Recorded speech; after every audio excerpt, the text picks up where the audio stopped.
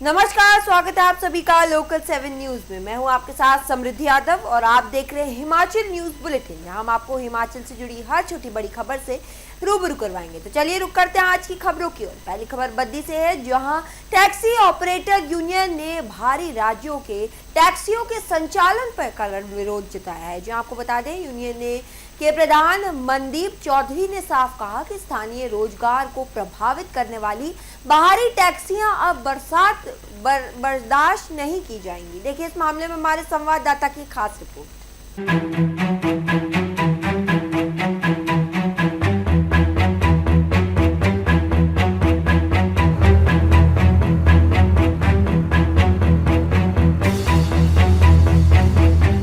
तो आज आपकी मीटिंग हुई, इसका क्या उद्देश्य था टैक्सी यूनियन की? पहले तो राणा साहब मैं आपका बहुत बहुत हार्दिक अभिनंदन करता हूं कि आप हमारे टैक्सी स्टैंड में हमारी समस्याएं सुनने के लिए आए। इसलिए आपके हम टैक्सी स्टैंड वाले सारे आपके आभारी हैं। सबसे पहले बात राणा साहब ये है कि यहाँ पे जो बाहर के लोगों ने अपनी प्राइवेट है और टैक्सी गाड़ियाँ यहाँ बद्दी में, औद्योगिक क्षेत्र बद्दी में डाली हुई हैं, उसका हमारा आज का उद्देश्य ये था कि उन लोगों को हम ने अपने यहाँ बुला के बोला है कि आप अपना काम बाहर देखो भाई, हमारे यहाँ लोकल एरिया में आप अपना काम बंद कर दो ताकि हमारे लोकल लोगों को रोज़गार मिल सके। अब राणा साहब बात ऐसी है कि इस टैक्सी स्टैंड में बिल्कुल काम नहीं है। काम क्यों नहीं है कि जो बाहर से लोग आए हुए हैं उन्होंने यहाँ पे सारे काम की ऐसी की तैसी कर रखी है। फैक्ट्रियों में उन्होंने अपनी अनथराइज्ड गाड़ियाँ डाली हुई हैं, कोई प्राइवेट नंबर चला रहा है, कोई कुछ चला रहा है। हम हमारे अपने लोकल बंदे यहाँ के वो बंदे बेचारे ऐसे बगैर काम से बैठे हुए हैं। वो उन लोगों से काम मांगते हैं जो बाहरी लोग हैं, जबकि उनका हक नहीं है। हमारा हक है। हमारे बच्चे यहाँ प्रदूषण से बीमार हो रहे हैं, हमारे बच्चे यहाँ परिवार मतलब जहर पी रहा है और बाहरी लोग यहाँ का अपना फ़ायदा उठा रहे हैं। तो आज का हमारा मकसद था कि उन लोगों को चेतावनी देना, उन लोगों को बोलना कि भाई आप लोग अपना बोरिया बिस्तर समेट के यहाँ से जाओ। हमारा जो हक है हमारे को मिलना चाहिए। जितने भी यहाँ अपने ये टैक्सी स्टैंड के हमारे लोकल हैं, जितने भी बेचारे, इनको किसी को भी काम धंधा नहीं है इनके पास। सुबह आते हैं, शाम को ऐसे बैठ के चले जाते हैं। काम धंधा कहाँ से होगा जब बाहरी लोगों ने अपना यहाँ वो फैलाया हुआ है। बाहरी लोगों की इतनी हिम्मत बढ़ चुकी है कि हमने कई लोगों को, एक आदमी को फ़ोन पे बोला तो वो बंदा बोल रहा है कि काम तो हम यहीं करेंगे बद्दी में। इन लोगों के हौसले देखो कितने बुलंद है राणा साहब। तो कृपा करके मेरी यही रिक्वेस्ट है इन लोगों से कि अपना जो पहले चलता था वो चल चुका है, अब यहाँ से निकलें और अपना बोरिया बिस्तर समेट के यहाँ से जाएं ताकि हमारे लोकल लोगों को काम मिल सके। इनका हक है, इनको मिल सके और इसके लिए हमारे को जहाँ तक जाना पड़ेगा वहाँ तक जाएंगे। मेरी चौधरी राम कुमार एमएलए साहब से भी हाथ जोड़ के रिक्वेस्ट है कि हमारी समस्या को ध्यान में रखते हुए हमारा ये जो है हमारी बात को सुलझाएं। जो भी हमारी समस्याएं हैं, हमारी समस्याएं यही हैं कि बाहर के बंदे यहाँ से इनको गाड़ी जो यहाँ गाड़ी का काम कर रहे हैं उनको वापस जो अपने इलाके में जाएं, यहाँ से काम छोड़ें और हमारे लोगों की समस्याएं सुलझाने का प्रयत्न करें। जो प्राइवेट गाड़ियाँ हैं उसकी शिकायत आपने की किसी को? जो प्राइवेट गाड़ी, जी आरटीओ साहब को भी बोला है, एसपी साहब को भी ज्ञापन दे चुके हैं, सबको ज्ञापन दे चुके हैं, मगर अभी तक कोई कार्रवाई लोगों के ऊपर नहीं हुई है राणा साहब। कई दफ़ा जाके हम ट्रैफिक पुलिस स्टेशन में जाके कई ज्ञापन दे चुके हैं, पर उसके बावजूद भी हमारी सुनवाई नहीं हो पा रही है। उससे अलावा प्राइवेट व्हीकल आके बाहरी राज्यों से, यूपी, अदर स्टेटों से आके यहाँ पे हमारा रोज़गार छीन रहे हैं और हमारे साथ धक्का मुक्की कर रहे हैं। तो हमारी सुनवाई कहीं भी नहीं हो पा रही है। तो हमारी सभी भाइयों की तरफ से हाथ जोड़ के बेनती है कि हमारी सुनवाई की जाए, नहीं तो हमारे को कुछ धरना देने के लिए हमारे को। दून विधानसभा क्षेत्र में कांग्रेस को बड़ी मजबूती मिली है। जो आपको बता दें, विधायक राजकुमार चौधरी के नेतृत्व में लोधी माजरा समेत कई गांव में 2 दर्जन से ज्यादा परिवार बीजेपी छोड़ कांग्रेस में शामिल हुए हैं। वहीं इस मौके पर विधायक ने सभी नए सदस्यों का स्वागत करते हुए पार्टी को और मजबूत बनाने का दावा किया है।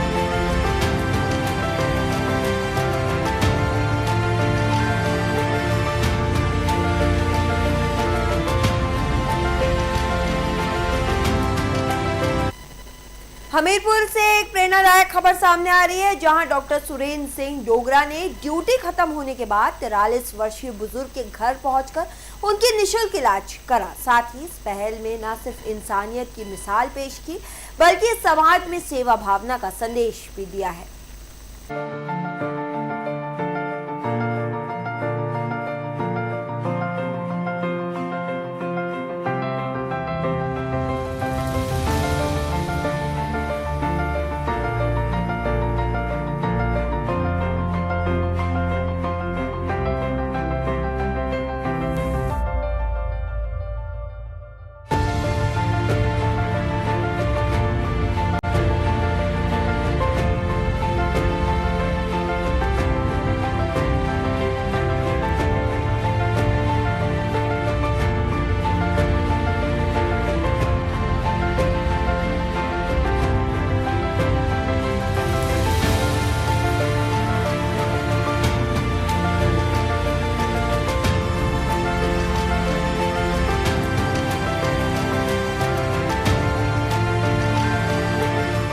नमस्कार, मैं doctor Surendra Singh Dogra, medical officer association Hamirpur जिलाध्यक्ष व हिमाचल प्रदेश संयुक्त कर्मचारी प्रदेश राज्य उपाध्यक्ष।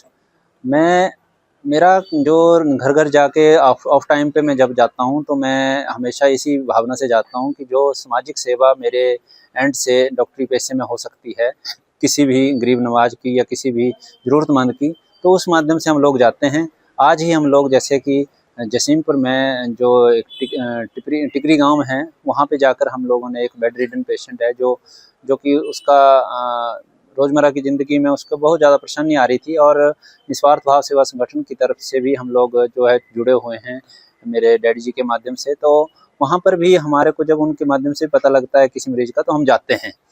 तो इस तरह से आज हमने जो सेवा का भाव है, सेवा का भाव जो है अपने दिल से होना चाहिए, अपने दिमाग से नहीं होना चाहिए। जब सेवा दिल से आती है तो वो नर सेवा नारायण सेवा बन जाती है, और सेवाओं का कोई भूगोल नहीं होता है। सेवा जो है वो निस्वार्थ होती है और सेवा की कोई सीमा नहीं होती है। इसी भाव से हम जाते हैं। हिमाचल में फिलहाल मौसम ने राहत दी है, जो आपको बता दें अगले 4 दिनों तक बारिश से राहत मिलेगी, लेकिन 18 जुलाई से मानसून फिर सक्रिय होने की संभावना है। साथ ही मौसम विभाग ने 18 से 23 जुलाई के बीच भारी बारिश की चेतावनी जारी की है और लोगों को सतर्क रहने की सलाह भी दी गई है।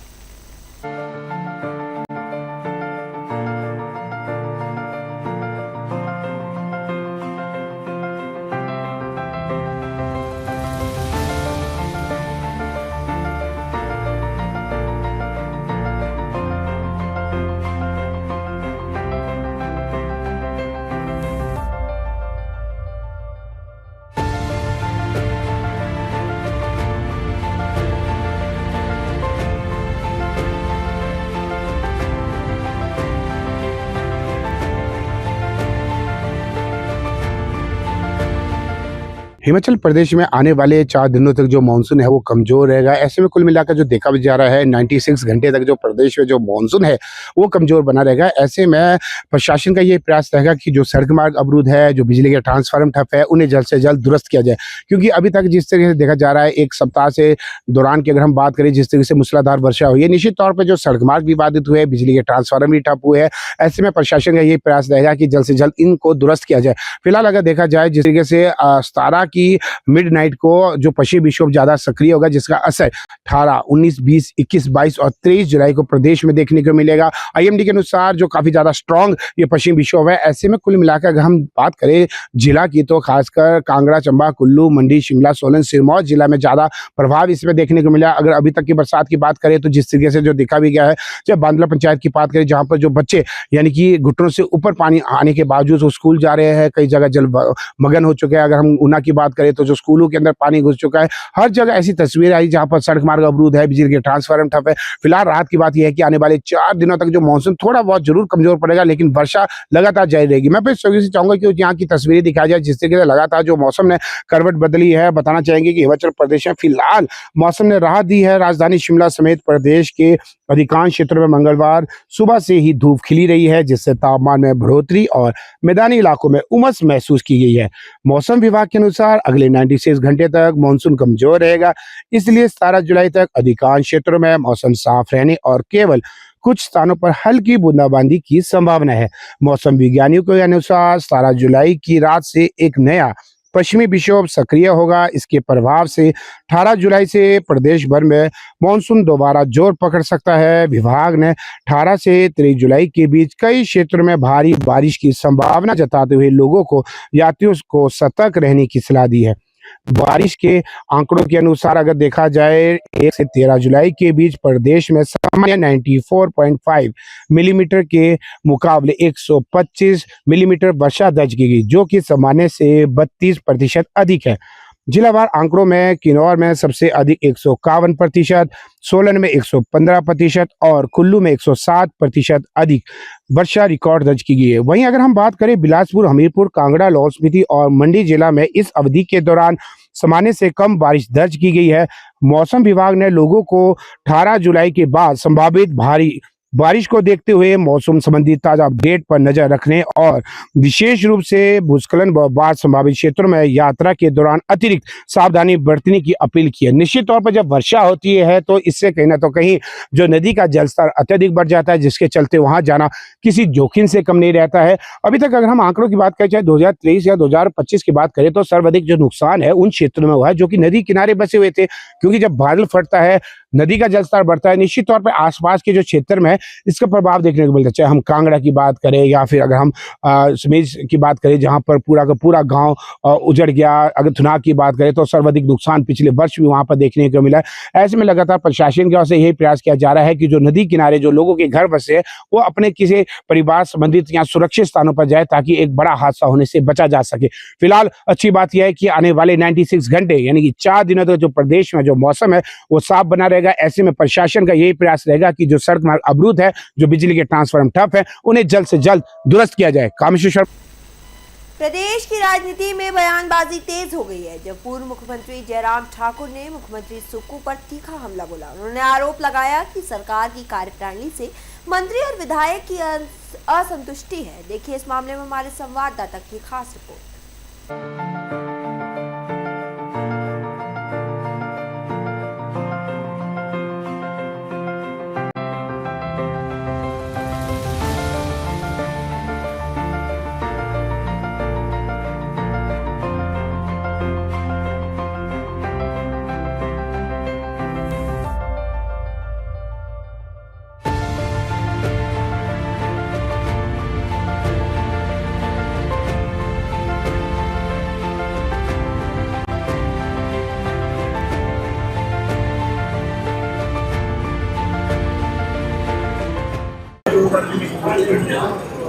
आज द्रंग विधानसभा क्षेत्र के अंतर्गत जो पंचायत के चुने हुए प्रतिनिधि जीत करके आए हैं, उनका आज यहाँ पर सम्मान समारोह रखा था।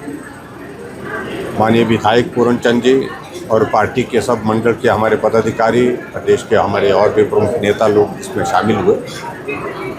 जहाँ मैं जनप्रतिनिधि होने के नाते उन सभी पंचायत के प्रतिनिधि जो जीत करके आए हैं उनको बधाई देता हूँ, वहाँ शुभकामनाएं भी देता हूँ और अपने अपने क्षेत्र में वो बेहतर ढंग से काम कर सके, ईमानदारी के साथ काम सके, प्रदेश को आगे बढ़ाने में, पंचायत को आगे बढ़ाने में योगदान अपनी ओर से भी दें और चुने हुए विधायक के नाते पूर्ण चंद जी इस काम को पूरा करेंगे।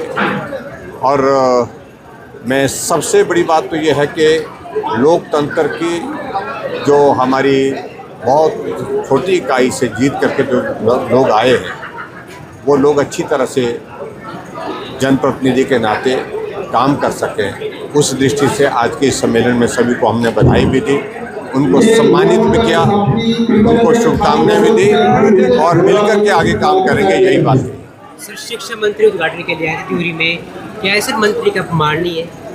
देखिए, अपमान तो वहाँ पर मुख्यमंत्री जी उप मुख्यमंत्री का भी करते हैं, मंत्रियों का भी करते हैं, विधायकों का भी करते हैं, कांग्रेस के नेताओं का भी करते हैं। इसलिए बहुत हताश, निराश, आक्रोश, रोष में जनता तो है ही है पूरे प्रदेश भर में, लेकिन जनता के साथ साथ में हिमाचल प्रदेश में कांग्रेस के जो प्रतिनिधि हैं, जो चुन कर के आए हुए, चाहे वो विधायक हैं, चाहे वो और लोग हैं, चाहे कांग्रेस के पदाधिकारी हैं, सब लोग नाराज हैं, निराश है।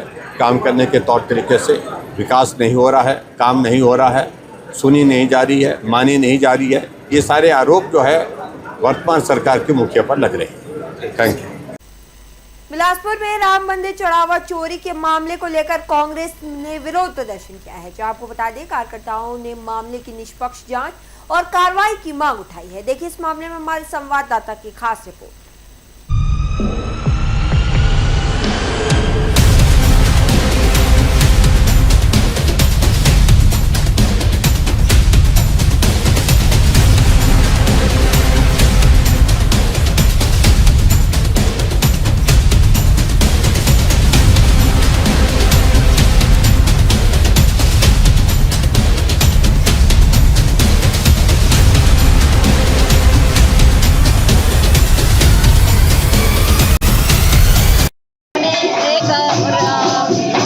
मंदिर से लेके हनुमान मंदिर तक एक रैली निकाली, रोज ट्रक रैली, जो कि चंदा चोर के उस पे जो है भाजपा के लोग पहले राम के नाम पे जो है राजनीति करते रहे, उसके बाद राम मंदिर का चंदा भी खा रहे हैं। इसके विरोध में जो है हमने आज एक रोज ट्रक रैली निकाली और यहाँ पे हनुमान मंदिर में हमने जोर शोर से जो है यहाँ पे कीर्तन चला हुआ है, क्योंकि ये भाजपा के लोग बोलते हैं कि कांग्रेस की राम जो है सिर्फ भाजपा के ही है, लेकिन राम भगवान जो है वो सबके हैं। कांग्रेस के लोग भी राम भगवान को बहुत मानते हैं, क्योंकि हमने इनसे कोई सर्टिफिकेट नहीं लेना है कि हम किसकी पूजा करते हैं किसकी नहीं करते।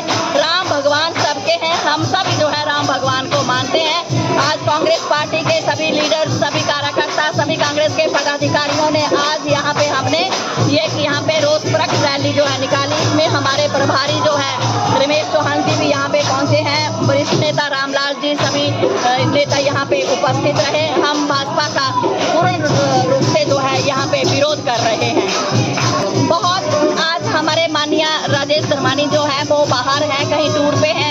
बम्बा ठाकर जी जो सदर के हैं, उनके ड्यूटी मंडी में लगी हुई है, और लेकिन बाकी सारे पदाधिकारी जो हैं यहाँ पे, रामलाल वरिष्ठ नेता हैं, झंडूता से जिनको टिकट मिला था प्रत्याशी रहे विवेक जी, वो भी हैं। सारे लोग जो हैं, सारे कांग्रेस के कार्यकर्ता, पदाधिकारी, कांग्रेस पार्टी के सारे लोग आज इस रैली में उपस्थित रहे।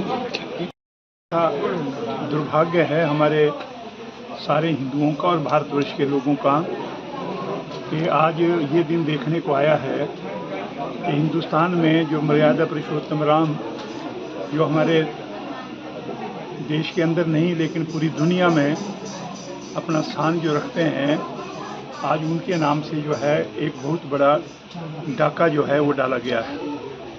और वो डाका भी उसने डाला है जो आज अपने आप को हिंदू राष्ट्र के और हिंदुओं के हितैषी मानते हैं।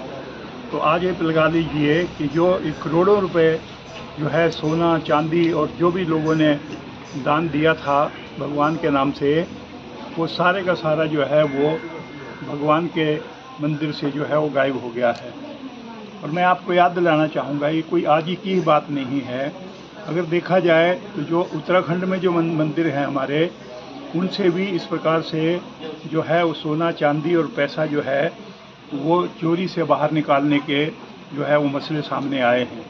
ये मैं कहूँगा इस हिंदुस्तान के लिए ये सबसे मैं कहूँगा कि काला दिन है कि जहाँ पे भगवान राम के नाम पर जो कहा गया कि हम भगवान राम को लेके आए हैं, अब आप ये लगा लें। और मैं आपको और पीछे ले जाना चाहता हूँ, जब रथ यात्रा शुरू हुई थी अडवाणी जी ने, और वो रथ यात्रा जो शुरू की थी, गांव-गांव में रामशिलाएँ जो है वो गई थी वहाँ से, और वो काहे के लिए था कि मंदिरों में मंदिर बनाने के लिए। भगवान राम के लिए महिलाओं ने अपने जो गहने हैं वो तक भगवान राम के लिए जो है वो उसमें दिए थे। और मैं आपको याद दिलाऊंगा, मीडिया के साथियों को भी मैं याद दिलाना चाहूँगा कि उन दिनों क्या हुआ था। फिलहाल इस बुलेटिन के लिए इतना ही। ऐसी और खबरें और अपडेट्स के लिए देखते रहिए लोकल 7 न्यूज़।